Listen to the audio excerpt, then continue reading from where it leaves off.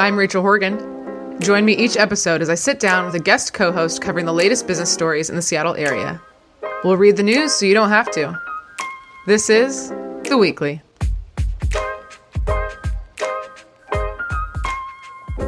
What is up, everybody? It is just me this week. I'm going to be doing a quick update on the show, a little bit about my life, and of course, the top business news stories of the week, as I always do. We're going to keep it short, so I will just jump right in. First of all, I'm recording on Sunday, which I don't typically do because it comes out on Sunday.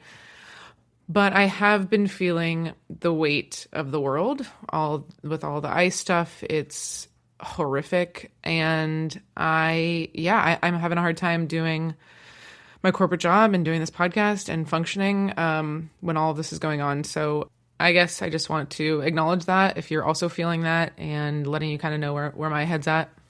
And it feels silly to be doing a business news podcast when some of these things are going on, but at the same time, a lot of stuff comes back to business and money and power and being educated. And so hopefully, that's kind of what I keep coming back to with this. So yeah, I don't have the answers, but if you need a little bit of a break from those stories, let's talk about business.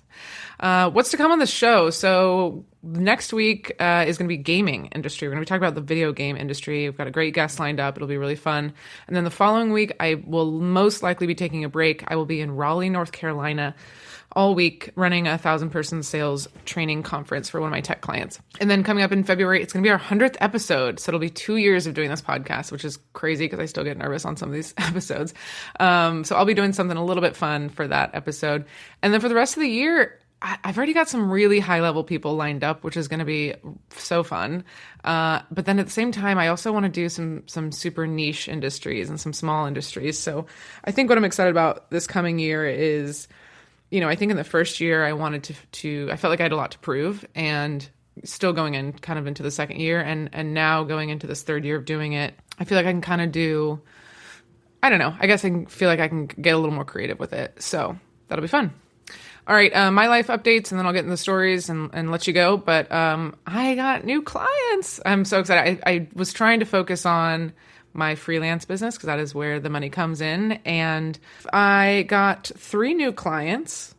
They're verbal agreements. Well, 2 of them are verbal agreements, so I don't want to say too much more of who they are just in case, but I want to sign the paperwork. But it is super validating. I think with this freelance life, for a minute I was like, am I doing this or am I just working for one client basically? But getting those really, really felt good and makes me feel better about finances for the next 6 months.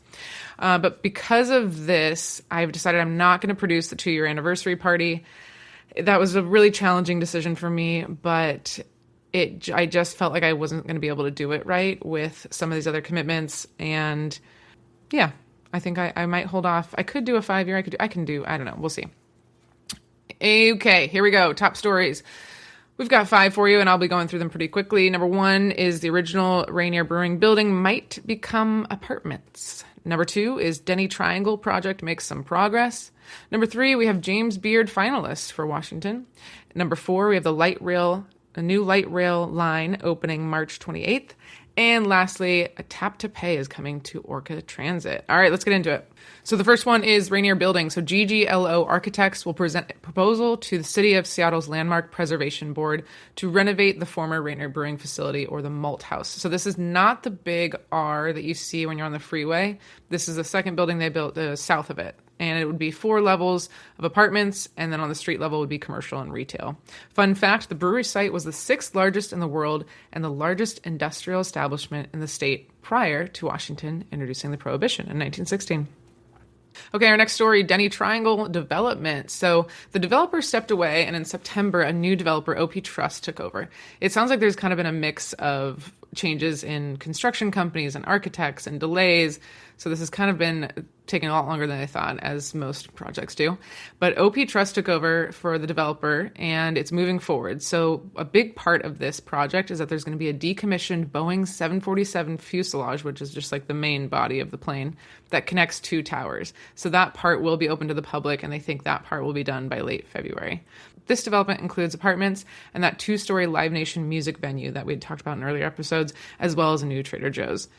with all these delays and all these things, they are still projecting to be done soon. It's said to be 70 to 75% done for the whole thing. Our third story is the James Beard finalist. Washington received 16 James Beard Award semifinalist nominations. This is the same amount as last year. However, the state has not won any awards since 2020. There's also 7 Washington chefs that are nominated for Regional Best Chef semifinalist. The finalists will be announced at the end of March. Our fourth story is about light rail. So the world's first light rail on a floating bridge is supposed to open to riders March 28th. This connects Seattle to Bellevue across Lake Washington, and it was a $3.68 billion project, originally scheduled to start in 2020, but didn't start until 2023. And there's some legal battles going on, but we should have our light rail connecting Seattle to Bellevue quite soon. And speaking of transit, our last story is that you'll be able to tap your credit card or smartphone on Orca Transit. The soft launch will begin February 2nd on the G line before expanding. This is in advance of the World Cup, which I feel like our city is getting so many improvements because of the World Cup. So we like to see that. It's an additional way to pay. It's not a replacement. So you will still be able to use your Orca card and cash. Those are your top stories of the week. I am going to close out with saying, remember to go outside today and try to be in community. Those are 2 things that I'm going to try to be doing. I am going to go for a walk right now, and I'm going to try and watch the Seahawks game with some friends. So enjoy the rest of your day, and we will check back next week with business as usual. See y'all. This has been The Weekly, with production assistance from Nick Patry. If you liked what you heard, rate us and write a review on Apple Podcast or Spotify. We love listener feedback, so if you have any story suggestions, comments, or complaints, email us at info@theweeklyseattle.com. Make sure to check back next Sunday for the latest local business news. We'll see you next time.